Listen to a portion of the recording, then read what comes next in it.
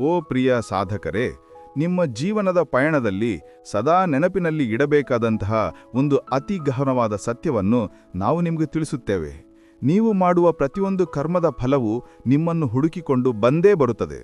ಇದು ಹೇಗೆಂದರೆ, ಸಹಸ್ರಾರು ಹಸುಗಳ ನಡುವೆಯೂ ಕರುವು ತನ್ನ ತಾಯಿಯನ್ನು ನಿಖರವಾಗಿ ಗುರುತಿಸುವಂತೆ.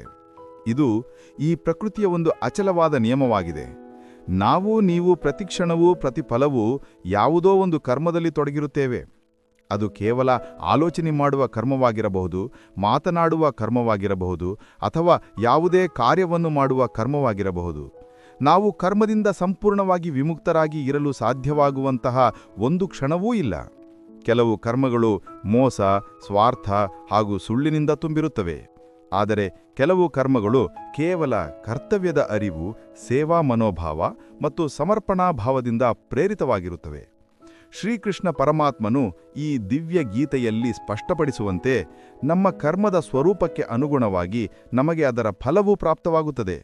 ಅದು ಒಳ್ಳೆಯದಾಗಿರಬಹುದು ಅಥವಾ ಕೆಟ್ಟದ್ದಾಗಿರಬಹುದು, ಬೇಗನೆ ಬರಬಹುದು ಅಥವಾ ವಿಳಂಬವಾಗಿಯೂ ಬರಬಹುದು.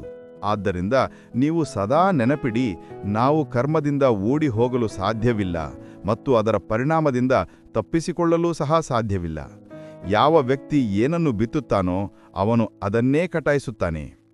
ಪರಮ ಪೂಜ್ಯರಾದ ನಮ್ಮ ಗೀಟಾಜ್ಞಾನ ದಿವ್ಯವಾಹಿನಿಗೆ ನಿಮ್ಮೆಲ್ಲರಿಗೂ ಮತ್ತೊಮ್ಮೆ ಹೃತ್ಪೂರ್ವಕವಾದ ಸ್ವಾಗತ. ನಾವು ನಿಮ್ಮ ಅಂತರಾಳದ ಜ್ಞಾನವನ್ನು ಬೆಳಗಿಸಲು ಆರಂಭಿಸಿರುವ ಈ ಅದ್ಭುತವಾದ ಶ್ರೀಮದ್ ಭಗವದ್ಗೀತೆಯ ದಿವ್ಯ ಸಾರ ಎಂಬ ಮಹಾಸರಣಿಯಲ್ಲಿ ಇಂದು ಶ್ರೀಮದ್ ಭಗವದ್ಗೀತೆಯ 3ನೇ ಅಧ್ಯಾಯದ ಮಹತ್ವಪೂರ್ಣ ಪಾಠಗಳನ್ನು ತಿಳಿದುಕೊಳ್ಳೋಣ. ಈ ಗೂಢವಾದ ಸತ್ಯಗಳನ್ನು ಅತಿ ಸರಳ ಭಾಷೆ ಹಾಗೂ ಸಹಜವಾದ ಪದಗಳಲ್ಲಿ ನಾವು ನಿಮಗೆ ತಿಳಿಸಪಡಿಸುತ್ತೇವೆ. ಇದರಿಂದ ಪ್ರತಿಯೊಬ್ಬರೂ ಈ ಗೂಢವಾದ ಜ್ಞಾನವನ್ನು ಅರ್ಥ ಮಾಡಿಕೊಂಡು ತಮ್ಮ ನಿಜ ಜೀವನದಲ್ಲಿ ಅಳವಡಿಸಿಕೊಳ್ಳಲು ಸಾಧ್ಯವಾಗುತ್ತದೆ. 1ನೇ ಅಧ್ಯಾಯದಲ್ಲಿ ನಾವು ಕಂಡಂತೆ, ಮಹಾಯೋಧನಾದ ಅರ್ಜುನನು ಕುರುಕ್ಷೇತ್ರದ ರಣಭೂಮಿಯಲ್ಲಿ ತನ್ನ ಸ್ವಂತ ಸೋದರ ಸಂಬಂಧಿಗಳು, ಗುರುಗಳು ಮತ್ತು ಮಿತ್ರರನ್ನು ಯುದ್ಧಕ್ಕಾಗಿ ನಿಂತಿರುವಂತೆ ನೋಡಿದನು. ಆಗ ಅವನ ಮನಸ್ಸು ಕರುಣೆ ಮತ್ತು ಮೋಹದಿಂದ ತುಂಬಿಹೋಯಿತು. ಅವನು ತನ್ನ ಬಿಲ್ಲನ್ನು ಬದಿಗೆ ಇಟ್ಟು ಹತಾಶನಾಗಿ ರಥನ ಹಿಂಭಾಗದಲ್ಲಿ ಕುಳಿತುಬಿಟ್ಟನು.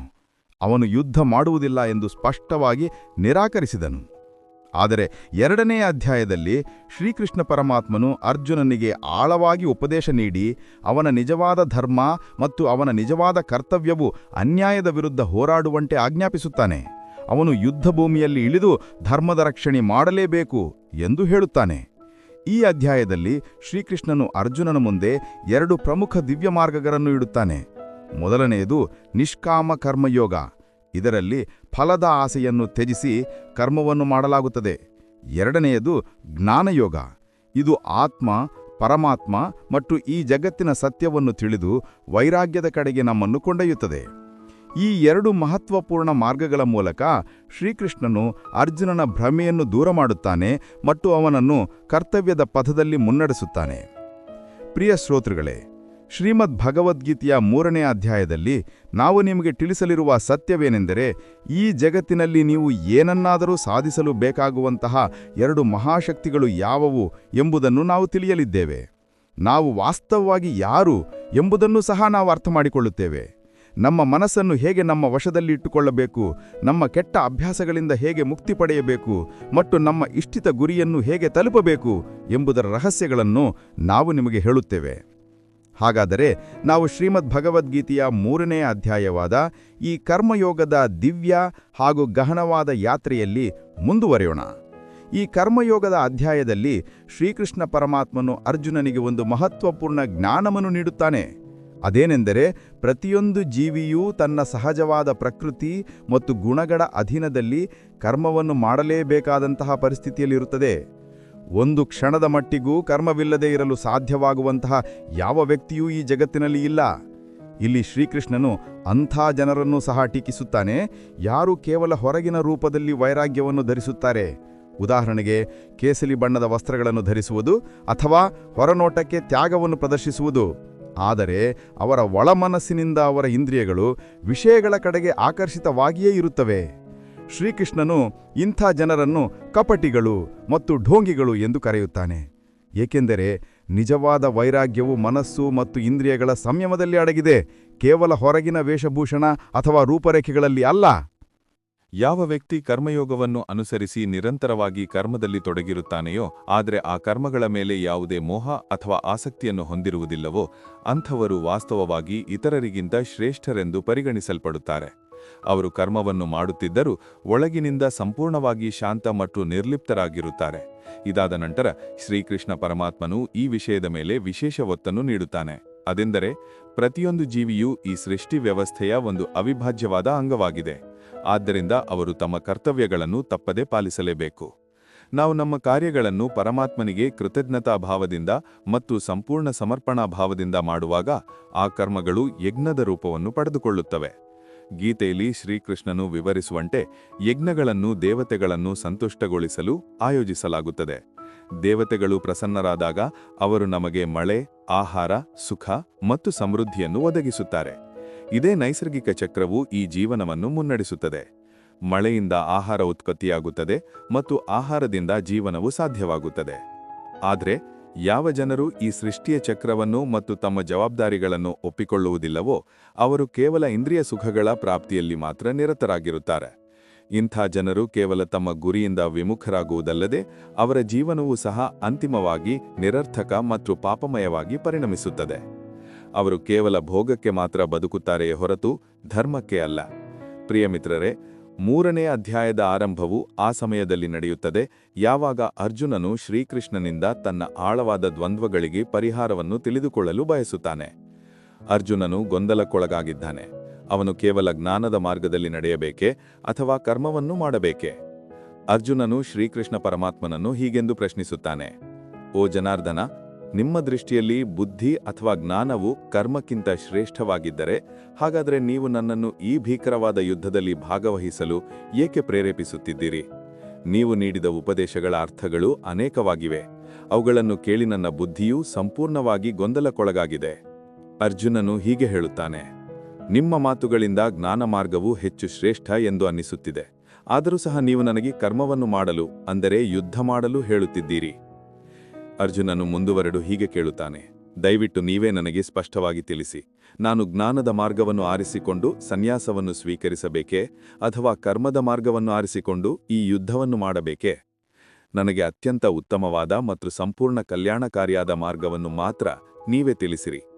ಇದನ್ನು ಕೇಳಿ ಶ್ರೀಕೃಷ್ಣ ಪರಮಾತ್ಮನು ಮಂದಹಾಸದಿಂದ ನಗುತ್ತಾ ಅರ್ಜುನನಿಗೆ ಹೀಗೆ ಹೇಳುತ್ತಾನೆ: ಲೋಕೇಸ್ಮಿನ್ ದ್ವಿವಿಧಾ ನಿಷ್ಠಾ ಪುರಾ ಪ್ರೋಕ್ತಾ ಮಯಾ ನಘ ಜ್ಞಾನಯೋಗೇನ ಸಾಂಖ್ಯಾನಾಂ ಕರ್ಮಯೋಗೇನ ಯೋಗಿನಾಂ. ಅರ್ಥಾತ್, ಓ ನಿಷ್ಪಾಪಿ ಅರ್ಜುನ, ಈ ಜಗತ್ತಿನಲ್ಲಿ ನಾನು ಮೊದಲೇ 2 ಪ್ರಕಾರದ ನಿಷ್ಠೆಗಳನ್ನು ವಿವರಿಸಿದ್ದೇನೆ. ಜ್ಞಾನಯೋಗವು ಚಿಂತನೆ, ಅಧ್ಯಯನ ಮತ್ತು ಆತ್ಮಸಾಕ್ಷಾತ್ಕಾರದಲ್ಲಿ ಪ್ರವೃತ್ತಿ ಹೊಂದಿರುವ ಜನರಿಗಾಗಿ ಇದೆ. ಆದರೆ ಕರ್ಮಯೋಗವು ಕರ್ಮಶೀಲರಾಗಿರುವ, ತಮ್ಮ ಕರ್ತವ್ಯಗಳನ್ನು ಪಾಲಿಸುತ್ತಾ ಮೋಕ್ಷದ ಕಡೆಗೆ ಮುನ್ನಡೆಯನ್ನು ಬಯಸುವ ಜನರಿಗಾಗಿ ಇದೆ. ಪ್ರಿಯ ಶ್ರೋತೃಗಳೇ, ಯೋಗದ ಅರ್ಥವೆಂದರೆ ನಮ್ಮನ್ನು ಆತ್ಮಿಕ ಉನ್ನತಿಯ ಕಡೆಗೆ ಕೊಂಡೊಯ್ಯುವ ಮತ್ತು ನಮ್ಮ ಜೀವನವನ್ನು ಸಾರ್ಥಕಗೊಳಿಸುವ ಮಾರ್ಗ. ಗೀತೆಯಲ್ಲಿ ಶ್ರೀಕೃಷ್ಣನು 2 ಪ್ರಮುಖ ಮಾರ್ಗಗಳನ್ನು ವಿವರಿಸುತ್ತಾನೆ: ಒಂದು ಜ್ಞಾನಯೋಗ ಮತ್ತು ಇನ್ನೊಂದು ಕರ್ಮಯೋಗ. ಆದರೆ ಈ 2 ದಾರಿಗಳಲ್ಲಿ ಒಂದು ವಿಷಯವು ಕಾಮನ್ ಆಗಿದೆ, ಅದೇ ಕರ್ಮ. ನೀವು ಯಾವುದೇ ಮಾರ್ಗದಲ್ಲಿ ನಡೆಯಲಿ, ಕರ್ಮ ಮಾಡುವುದು ಅನಿವಾರ್ಯವಾಗಿದೆ. ಆದುದರಿಂದಲೇ ಶ್ರೀಕೃಷ್ಣನು ಸ್ಪಷ್ಟವಾಗಿ ಹೇಳುತ್ತಾನೆ: ನ ಕರ್ಮಣಾಂ ಅನಾರಂಭಾನ್ ನೈಷ್ಕರ್ಮ್ಯಂ ಪುರುಷೋಷ್ಣುತೆ ನ ಚ ಸನ್ಯಾಸನಾದೇವ ಸಿದ್ಧಿಂ ಸಮಧಿಗಚ್ಚತಿ. ಅಂದರೆ, ಯಾವ ವ್ಯಕ್ತಿಯು ಕೇವಲ ಕರ್ಮವನ್ನು ಮಾಡದಿರುವುದರಿಂದ ಮಾತ್ರ ಕರ್ಮಗಳ ಬಂಧನದಿಂದ ಮುಕ್ತನಾಗಲು ಸಾಧ್ಯವಿಲ್ಲ. ಹಾಗೆ ಕೇವಲ ಬಾಹ್ಯರೂಪದಲ್ಲಿ ಸನ್ಯಾಸವನ್ನು ತೆಗೆದುಕೊಳ್ಳುವುದರಿಂದ ಮಾತ್ರ ಯಾರೂ ಪರಮಸಿದ್ಧಿ ಅಥವಾ ಜ್ಞಾನದ ಸ್ಥಿತಿಯನ್ನು ಪಡೆಯಲು ಸಾಧ್ಯವಿಲ್ಲ.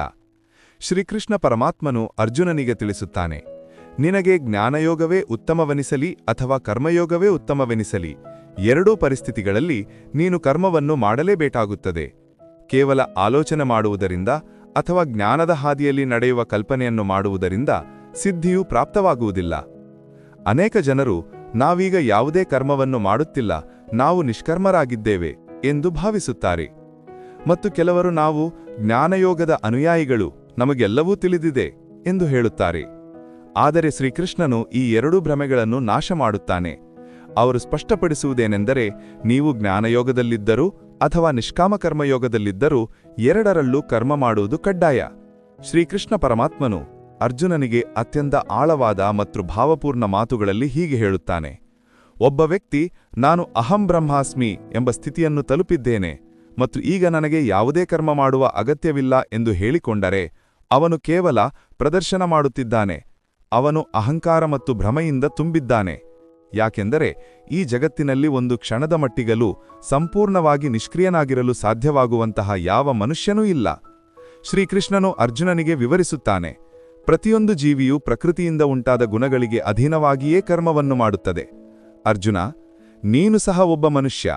ನೀನು ಬಯಸಿದರೂ ಅಥವಾ ಬಯಸದಿದ್ದರೂ ನಿನ್ನ ದೇಹದಿಂದ ಕರ್ಮಗಳು ನಡೆಯುತ್ತಲೇ ಇರುತ್ತವೆ. ನೀನು ಉಸಿರಾಡುವುದು, ಆಹಾರ ಸೇವಿಸುವುದು, ಯೋಚನೆ ಮಾಡುವುದು ಇವೆಲ್ಲವೂ ಸಹ ಕರ್ಮಗಳೇ ಆಗಿವೆ. ಈ ದೇಹವಿರುವವರೆಗೆ ನೀನು ಸಂಪೂರ್ಣವಾಗಿ ನಿಷ್ಕ್ರಿಯನಾಗಿರಲು ಸಾಧ್ಯವಿಲ್ಲ. ಶ್ರೀಕೃಷ್ಣನು ಅರ್ಜುನನಿಗೆ ಈ ವಿಷಯವನ್ನು ನೆನಪಿಸುತ್ತಾನೆ. ನಿನಗೆ ಜ್ಞಾನಯೋಗವೇ ಉತ್ತಮವೆನಿಸಲಿ. ನೀನು ಒಬ್ಬ ಕ್ಷತ್ರಿಯ. ನಿನ್ನ ಧರ್ಮವೇನೆಂದರೆ ನೀನು ಅನ್ಯಾಯ ಮತ್ತು ಅಧರ್ಮದ ವಿರುದ್ಧ ದೃಢವಾಗಿ ನಿಲ್ಲಬೇಕು. ನೀನು ಈ ಯುದ್ಧದಿಂದ ಹಿಂದೆಗೆದರೆ ನೀನು ಕೇವಲ ನಿನ್ನ ಧರ್ಮದಿಂದ ವಿಮುಖನಾಗುವುದಿಲ್ಲ, ಆದರೆ ನೀನು ನಿನ್ನ ಅಸ್ತಿತ್ವದಿಂದನೂ ಸಹ ನಿನ್ನ ಮುಖವನ್ನು ತಿರುಗಿಸಿಕೊಳ್ಳುತ್ತೀಯ. ಆದುದರಿಂದ ನಿನಗೆ ಸನ್ಯಾಸದ ಮಾರ್ಗಕ್ಕಿಂತ ಕರ್ಮದ ಮಾರ್ಗವೇ ಅತಿಶ್ರೇಷ್ಠ ಮತ್ತು ಸೂಕ್ತವಾಗಿದೆ. ಶ್ರೀಕೃಷ್ಣನು ಮುಂದೆ ಭಾವಪರವಶನಾಗಿ ಹೇಳುತ್ತಾನೆ, ನೀನು ಈ ವಿಷಯವನ್ನು ಅರ್ಥಮಾಡಿಕೋ. ಈ ಎಲ್ಲ ಕರ್ಮಗಳನ್ನು ವಾಸ್ತವವಾಗಿ ನೀನು ಮಾಡುತ್ತಿಲ್ಲ, ಬದಲಾಗಿ ಪ್ರಕೃತಿಯು ನಿನ್ನಿಂದ ಮಾಡಿಸುತ್ತದೆ. ನೀನು ಕೇವಲ ಒಂದು ಮಾಧ್ಯಮ ಮಾತ್ರ. ನೀನು ಸ್ವತಃ ಕರ್ತೃ ಅಲ್ಲ, ಕೇವಲ ಒಬ್ಬ ಸಾಕ್ಷಿ ಎಂದು ಯಾವಾಗ ನೀನು ತಿಳಿದುಕೊಳ್ಳುತ್ತೀಯೋ ಆಗ ನೀನು ಫಲದ ಆಸೆಯಿಂದ ಮುಕ್ತನಾಗಿ ನಿಜವಾದ ಕರ್ಮಯೋಗಿಯಾಗಲು ಸಾಧ್ಯವಾಗುತ್ತದೆ. ಶ್ರೀಕೃಷ್ಣ ಪರಮಾತ್ಮನು ಅರ್ಜುನನಿಗೆ ಈ ಭರವಸೆಯನ್ನು ನೀಡುತ್ತಾನೆ. ನೀನು ನಿನ್ನ ಎಲ್ಲ ಕರ್ಮಗಳನ್ನು ಫಲದ ನಿರೀಕ್ಷೆಯಿಲ್ಲದೆ ನನ್ನ ಚರಣಗಳಲ್ಲಿ ಸಮರ್ಪಿಸಿದಾಗ ಆಗ ನಾನು ಸ್ವತಃ ನಿನ್ನ ಕರ್ತೃ ಆಗುತ್ತೇನೆ ಮತ್ತು ನಾನು ನಿನ್ನ ಕರ್ತೃ ಆದಾಗ ನಿನಗೆ ಬೇಕಾಗುವ ಎಲ್ಲವನ್ನೂ ನಾನು ಸ್ವತಃ ನಿನಗೆ ನೀಡುತ್ತೇನೆ. ರಾಜ್ಯ, ಸುಖ, ಗೌರವ ಎಲ್ಲವೂ ನೀನು ಕೇಳದೆಯೇ, ಪರಿಶ್ರಮವಿಲ್ಲದೆಯೇ ಅದು ಪ್ರಾಪ್ತವಾಗುತ್ತದೆ. ಆದರೆ ನೀನು ಕರ್ಮದಿಂದ ತಪ್ಪಿಸಿಕೊಂಡು ಕೇವಲ ಭೋಗವನ್ನು ಮಾತ್ರ ಬಯಸಿದರೆ ಆಗ ನೀನು ಒಬ್ಬ ಕಳ್ಳನೆಂದು ಕರೆಸಿಕೊಳ್ಳುತ್ತೀಯ ಮತ್ತು ಆಗ ನೀನು ಎಂದಿಗೂ ನನ್ನಿಂದ ಆ ಪರಮಾತ್ಮನಿಂದ ಸಂಪರ್ಕ ಸಾಧಿಸಲು ಸಾಧ್ಯವಾಗುವುದಿಲ್ಲ. ಶ್ರೀಕೃಷ್ಣನು ಕೊನೆಯಲ್ಲಿ ಹೀಗೆ ಹೇಳುತ್ತಾನೆ, ಮಹಾನಾತ್ಮಗಳು ತಿನ್ನುವುದಕ್ಕಾಗಿ ಬದುಕುವುದಿಲ್ಲ, ಆದರೆ ಬದುಕಲು ತಿನ್ನುತ್ತಾರೆ. ಅದೇ ರೀತಿ ನೀನು ಸಹ ಫಲಕ್ಕಾಗಿ ಯುದ್ಧ ಮಾಡದೆ ಧರ್ಮ ಮತ್ತು ಲೋಕಕಲ್ಯಾಣಕ್ಕಾಗಿ ಯುದ್ಧ ಮಾಡಬೇಕು. ಇದೇ ನಿಜವಾದ ಕರ್ಮಯೋಗ ಮತ್ತು ಇದೇ ಜೀವನದ ವಾಸ್ತವಿಕ ಧರ್ಮವಾಗಿದೆ. ಓ ಅರ್ಜುನ, ನೀನು ಮನುಷ್ಯರಲ್ಲಿ ಅತ್ಯಂತ ಮಹಾನ್, ಶ್ರೇಷ್ಠ, ತೇಜಸ್ವಿ ಮತ್ತು ಯೋಗ್ಯನೂ ಸಹ ಆಗಿದ್ದೀಯಾ. ಆದ್ದರಿಂದ ನಿನ್ನ ಕರ್ಮಗಳು ಕೇವಲ ನಿನ್ನದಾಗಿ ಉಳಿಯುವುದಿಲ್ಲ, ಅವುಗಳು ಒಂದು ಆದರ್ಶವಾಗಿ ಮಾರ್ಪಡುತ್ತವೆ. ನೀನು ಹೇಗೆ ವರ್ತಿಸುತ್ತೀಯೋ ನಿನ್ನ ಸಂತಾನಗಳು ಸಹ ಅದೇ ರೀತಿ ಮಾಡುತ್ತವೆ ಮತ್ತು ಅದೇ ಕಾರ್ಯವು ಮುಂದಿನ ತಲೆಮಾರಿಗಳಿಗೆ ಮಾರ್ಗದರ್ಶನ ನೀಡುತ್ತದೆ. ನೀನು ಕೇವಲ ನಿನಗಾಗಿ ಅಲ್ಲ, ಸಂಪೂರ್ಣ ಮಾನವೀಯತೆಗಾಗಿ ಒಂದು ಉದಾಹರಣೆಯಾಗಿದ್ದೀಯಾ. ನನ್ನನ್ನೇ ನೋಡು, ನಾನು ಸ್ವತಃ ಪರಮಾತ್ಮ. ನನಗೆ ಯಾವುದೇ ಕರ್ಮ ಮಾಡುವ ಅಗತ್ಯವಿಲ್ಲ, ನನಗೆ ಯಾವುದೇ ನಿರೀಕ್ಷೆಯಿಲ್ಲ, ಯಾವುದೇ ಬಂಧನವಿಲ್ಲ. ಆದರೂ ನಾನು ನಿರಂತರವಾಗಿ ಕರ್ಮ ಮಾಡುತ್ತೇನೆ. ಯಾಕೆ ಗೊತ್ತೇ? ಯಾಕೆಂದರೆ ಮನುಷ್ಯನ ಆತ್ಮವು ನನ್ನದೇ ಒಂದು ಅಂಶ. ನಾನು ಕರ್ಮ ಮಾಡುವುದನ್ನು ನಿಲ್ಲಿಸಿದರೆ ಈ ಸಂಪೂರ್ಣ ಸೃಷ್ಟಿಯು ಕರ್ಮಹೀನವಾಗಿ ವಿನಾಶದ ಕಡೆಗೆ ಸಾಗುತ್ತದೆ. ಆದುದರಿಂದ ನಾನು ಸ್ವತಃ ಕರ್ಮ ಮಾಡುತ್ತೇನೆ. ಇದರಿಂದ ಮನುಷ್ಯನು ನನ್ನಿಂದ ಪ್ರೇರಣೆಯನ್ನು ಪಡೆಯಲು ಸಾಧ್ಯವಾಗಬೇಕು ಮತ್ತು ತನ್ನ ಜೀವನವನ್ನು ಧರ್ಮಮಯವನ್ನಾಗಿ ಮಾಡಿಕೊಳ್ಳಬೇಕು. ಶ್ರೀಕೃಷ್ಣನು ಅರ್ಜುನನಿಗೆ ಹೇಳುತ್ತಾನೆ, ನಿನ್ನೊಂದಿಗೆ ಯಾರೂ ನಿಲ್ಲದಿದ್ದರೂ, ಯಾರಾದರೂ ನಿನ್ನನ್ನು ಟೀಕಿಸಿದರೂ, ಅವಮಾನ ಮಾಡಿದರೂ ಅಥವಾ ನಿನ್ನ ದಾರಿಯಲ್ಲಿ ಅಡೆತಡೆಗಳನ್ನು ತಂದರೂ ಸಹ ನೀನು ವಿಚಲಿತನಾಗದೆ ನಿನ್ನ ಕರ್ಮವನ್ನು ಮುಂದುವರಿಸು. ಏಕೆಂದರೆ ಒಬ್ಬ ನಿಜವಾದ ಕರ್ಮಯೋಗಿಯು ಯಾವುದೇ ಸ್ವಾರ್ಥ ಮತ್ತು ದ್ವೇಷವಿಲ್ಲದೆ ಕೇವಲ ಕರ್ತವ್ಯದಲ್ಲಿ ತೊಡಗಿದಾಗ ಕಾಲ ಕಳೆದಂತೆ ಅದೇ ಟೀಕಾಕಾರರೂ ಸಹ ಅವನನ್ನು ಪ್ರಶಂಸಿಸಲು ಪ್ರಾರಂಭಿಸುತ್ತಾರೆ. ಅವರು ಅವನನ್ನು ಅನುಸರಿಸಲು ಪ್ರಾರಂಭಿಸುತ್ತಾರೆ. ಶ್ರೀಕೃಷ್ಣನು ಹೇಳುತ್ತಾರೆ, ಮಯಿ ಸರ್ವಾಣಿ ಕರ್ಮಾಣಿ ಸನ್ಯಸ್ಯ ಆಧ್ಯಾತ್ಮಚೇತಸ ನಿರಾಶೀರ್ ನಿರ್ಮಮೋ ಭೂತ್ವಾ ಯುದ್ಧಸ್ವ ವಿಗತಜ್ವರಃ. ಅರ್ಥಾತ್, ಓ ಅರ್ಜುನ, ನಿನ್ನ ಸಮಸ್ತ ಕರ್ಮಗಳನ್ನು ನನಗೆ ಅರ್ಪಿಸಿಬಿಡು ಮತ್ತು ನಿರಂತರವಾಗಿ ನನ್ನನ್ನು ಪರಮಾತ್ಮನ ರೂಪದಲ್ಲಿ ಸ್ಮರಿಸುತ್ತಾ ಆಸೆಗಳು ಮತ್ತು ಮಮತೆಯಿಂದ ಮುಕ್ತನಾಗು. ನಿನ್ನ ಒಳಗಿನ ಮಾನಸಿಕ ದುಃಖಗಳನ್ನು ತ್ಯಜಿಸಿ ಈ ಧರ್ಮಯುದ್ಧದಲ್ಲಿ ಸಂಪೂರ್ಣ ಉತ್ಸಾಹದಿಂದ ಧೈರ್ಯವಾಗಿ ನಿಂತುಬಿಡು. ಯಾವ ವ್ಯಕ್ತಿ ತಾನೇ ಎಲ್ಲವನ್ನೂ ಮಾಡುತ್ತಿದ್ದೇನೆ ಎಂದು ಭಾವಿಸುತ್ತಾನೆಯೋ ಅವನಿಗಿಂತ ದೊಡ್ಡ ಮೂರ್ಖ ಮತ್ತು ದುಃಖಿತ ಇನ್ನೊಬ್ಬರಿಲ್ಲ. ಅವನು ಕೇವಲ ದುಃಖವನ್ನು ಅನುಭವಿಸುವುದಷ್ಟೇ ಅಲ್ಲದೆ ಇತರರಿಗೂ ಸಹ ಭ್ರಮೆಯನ್ನು ಉಂಟುಮಾಡುತ್ತಾನೆ. ಜ್ಞಾನವಂತ ಜನರು ಇಂತಹ ಅಜ್ಞಾನಿ ಜನರೊಂದಿಗೆ ವಿವಾದಕ್ಕೆ ಇಳಿಯುವುದಿಲ್ಲ. ಅವರು ಕೇವಲ ದಯೆಯ ದೃಷ್ಟಿಯಿಂದ ಅವರನ್ನು ನೋಡುತ್ತಾರೆ. ಆದ್ದರಿಂದ ಓ ಅರ್ಜುನ, ನೀನು ನಿನ್ನ ಕರ್ಮಗಳ ಬಂಧನದಲ್ಲಿ ಸಿಲುಕಬೇಡ, ಮೋಹ ಇಟ್ಟುಕೊಳ್ಳಬೇಡ, ಪಶ್ಚಾತ್ತಾಪ ಪಡಬೇಡ, ಯಾವುದೇ ಆಸೆಯನ್ನು ಇಟ್ಟುಕೊಳ್ಳಬೇಡ. ಕೇವಲ ನಿನ್ನ ಕರ್ಮವನ್ನು ಮಾಡು. ಸಂಪೂರ್ಣ ಸಮರ್ಪಣಾಭಾವದಿಂದ ಯಾವುದೇ ನಿರೀಕ್ಷೆ ಇಲ್ಲದೆ ಕರ್ಮವನ್ನು ಮಾಡು, ಏಕೆಂದರೆ ಇದೇ ನಿಜವಾದ ಧರ್ಮ. ಓ ಅರ್ಜುನ, ಈ ವಿಷಯವನ್ನು ಯಾವಾಗಲೂ ನಿನ್ನ ಹೃದಯದಲ್ಲಿ ಭದ್ರವಾಗಿ ಇಟ್ಟುಕೋ. ನಿನ್ನ ಧರ್ಮ ಮತ್ತು ಕರ್ತವ್ಯವನ್ನು ಪಾಲಿಸುವುದು ಅದರಲ್ಲಿ ಸ್ವಲ್ಪ ನ್ಯೂನತೆ ಇದ್ದರೂ ಸಹ ಬೇರೆಯವರ ಧರ್ಮವನ್ನು ಅಳವಡಿಸಿಕೊಳ್ಳುವುದಕ್ಕಿಂತ 10ರಷ್ಟು ಶ್ರೇಷ್ಠ ಮತ್ತು ಕಲ್ಯಾಣಕಾರಿಯಾಗಿದೆ. ಏಕೆಂದರೆ ನಮ್ಮ ಧರ್ಮವು ನಮ್ಮ ಸ್ವಭಾವಕ್ಕೆ ಅನುಗುಣವಾಗಿರುತ್ತದೆ. ಆದರೆ ಇನ್ನೊಬ್ಬರ ಧರ್ಮವು ಎಷ್ಟೇ ಆಕರ್ಷಕವಾಗಿ ಕಾಣಿದರೂ ಸಹ ಅಂತಿಮವಾಗಿ ಅದು ನಮ್ಮನ್ನು ಭ್ರಮೆ, ವೈಫಲ್ಯ ಮತ್ತು ದುಃಖದ ಕಡೆಗೆ ಮಾತ್ರ ಕೊಂಡೊಯ್ಯುತ್ತದೆ. ಅರ್ಜುನನು ಆಳವಾದ ಭಾವದಿಂದ ಪ್ರಶ್ನಿಸುತ್ತಾನೆ, ಭಗವಂತ, ಮನುಷ್ಯರು ವಾಸ್ತವವಾಗಿ ನಿಮ್ಮದೇ ಅಂಶಗಳಾಗಿದ್ದರೆ ಹಾಗಾದರೆ ಅವರಿಂದ ತಪ್ಪುಗಳು ಏಕೆ ಆಗುತ್ತವೆ? ಅವರು ಕೆಟ್ಟ ಕರ್ಮಗಳನ್ನು ಏಕೆ ಮಾಡುತ್ತಾರೆ? ಈ ಪ್ರಶ್ನೆಯು ಕೇವಲ ಅರ್ಜುನನದಲ್ಲ, ಇದು ಪ್ರತಿಯೊಬ್ಬ ಮನುಷ್ಯನ ಒಳಗೆ ಉದ್ಭವಿಸುವ ಪ್ರಶ್ನೆ. ನಾವು ಪರಮಾತ್ಮನ ಅಂಶಗಳಾಗಿದ್ದರೂ ನಮ್ಮಿಂದ ಪಾಪಗಳು ಏಕೆ ಆಗುತ್ತವೆ? ಶ್ರೀಕೃಷ್ಣ ಪರಮಾತ್ಮನು ಅತೀವ ತಾಳ್ಮೆ ಮತ್ತು ಕರುಣೆಯಿಂದ ಉತ್ತರಿಸುತ್ತಾನೆ, ಓ ಅರ್ಜುನ, ಈ ಮನುಷ್ಯನ ದೇಹವು ಭೋಗವಿಲಾಸಗಳ ಕಡೆಗೆ ಸ್ವಾಭಾವಿಕವಾಗಿ ಆಕರ್ಷಿತವಾಗುತ್ತದೆ, ಏಕೆಂದರೆ ಅದರ ಪ್ರಕೃತಿಯೇ ಅಂಥದ್ದು. ಯಾವಾಗ ಅವನ ಇಚ್ಛೆಗಳು ಪೂರ್ಣವಾಗುವುದಿಲ್ಲವೋ ಆಗ ಅವನು ಕೋಪದಿಂದ ತುಂಬಿಬಿಡುತ್ತಾನೆ. ಹೊಗೆಯ ಕಾರಣದಿಂದ ಬೆಂಕಿಯು ಹೇಗೆ ಮರೆಯಾಗುತ್ತದೆಯೋ ಅದೇ ರೀತಿಯಲ್ಲಿ ಕಾಮನೆ ಮತ್ತು ಕೋಪದ ಕಾರಣದಿಂದ ಮನುಷ್ಯನ ಬುದ್ಧಿಯೂ ಮುಚ್ಚಿಹೋಗುತ್ತದೆ. ಆಗ ಅವನು ಧರ್ಮ, ಕರ್ತವ್ಯ ಮತ್ತು ಪರಮಾತ್ಮನನ್ನು ನೋಡಲು ಸಾಧ್ಯವಾಗುವುದಿಲ್ಲ.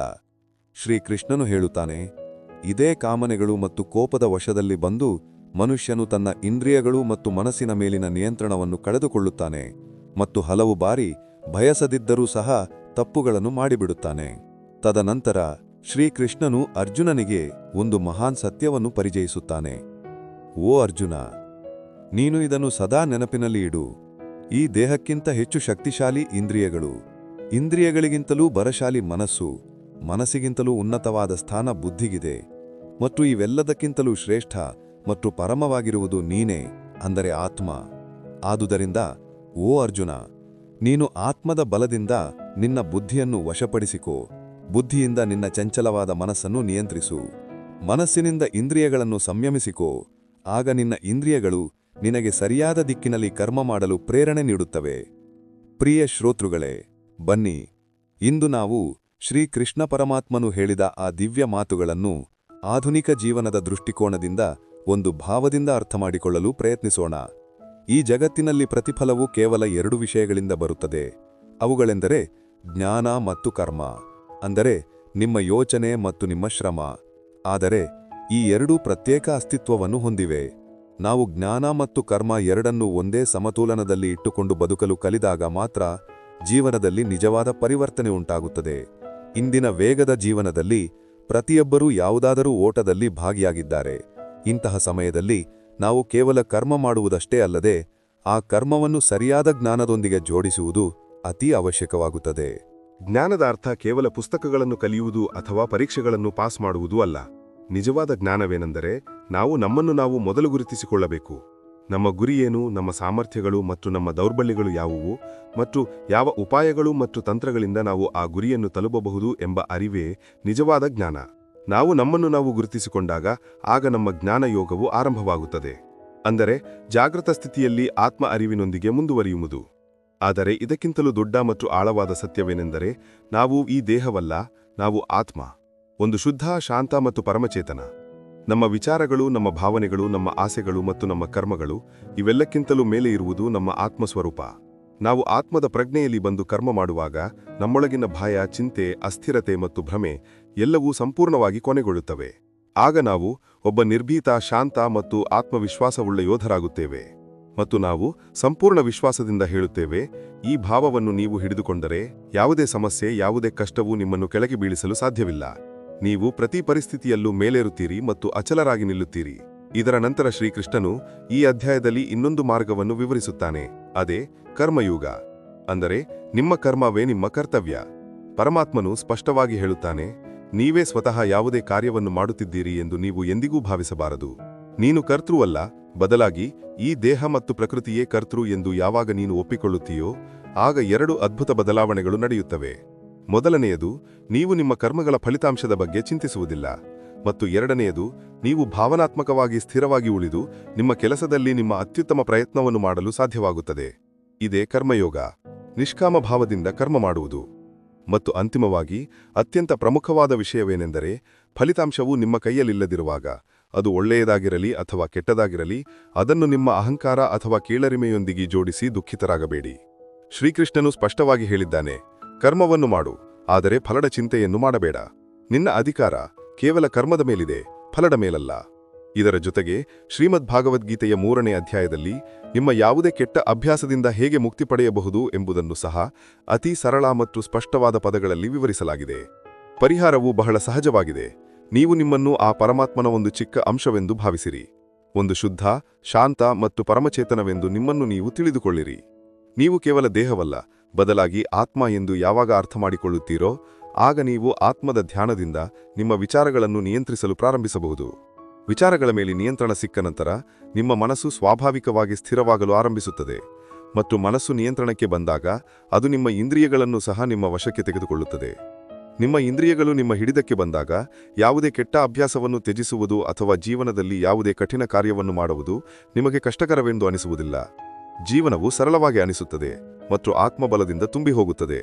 ಓ ಪ್ರಿಯ ಶ್ರೋತೃಗಳೇ, ನಾವು ಆಶಿಸುವಂತೆ ಶ್ರೀಮದ್ ಭಾಗವದ್ಗೀತೆಯ 3ನೇ ಅಧ್ಯಾಯದ ಈ ಸರಳವಾದ ಭಾವನಾತ್ಮಕ ಮತ್ತು ಪ್ರೇರಣಾದಾಯಕವಾದ ವಿವರಣೆಯು ನಿಮ್ಮ ಹೃದಯವನ್ನು ತಟ್ಟಿದೆ ಎಂದು ನಾವು ನಂಬುತ್ತೇವೆ. ಈ ಅಧ್ಯಾಯದಿಂದ ನೀವು ಏನನ್ನು ಅನುಭವಿಸಿದಿರಿ ಮತ್ತು ಯಾವ ಪಾಠಗಳನ್ನು ಕಲಿತಿರಿ ಎಂಬುದನ್ನು ದಯವಿಟ್ಟು ನಮಗೆ ಕಾಮೆಂಟ್ ಮಾಡಿ ತಿಳಿಸಿ.